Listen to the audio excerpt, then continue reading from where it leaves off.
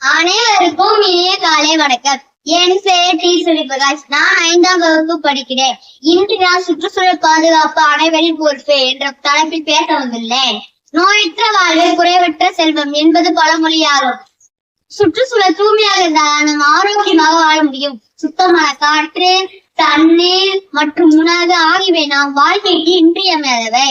சுற்றுப்புற சூழல் பாதுகாப்பது நமது ஒவ்வொருவரின் பொறுப்பாகும்.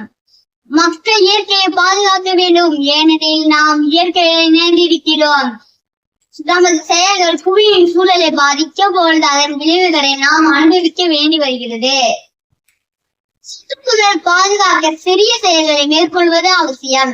குப்பைகளை சரியாக நிர்வகித்தல், மரக்கன்றுகளை நடுதல், மீண்டும் பயன்படுத்தக்கூடிய பொருட்களை உபயோகித்தல், நீர் மற்றும் மின்சாரத்தை மிச்சப்படுத்தல், பிளாஸ்டிக் போன்ற பொருட்களின் பயன்பாட்டை குறைத்தல், சுற்றுச்சூழல் பாதுகாப்பில் ஒவ்வொருவரும் பங்கு கொண்டு பருவநிலை மாற்றத்தை கட்டுப்படுத்த உதவ வேண்டும் என்று கூறி உங்களிடம் நான் விடைபெறுகிறேன். நன்றி, வணக்கம்.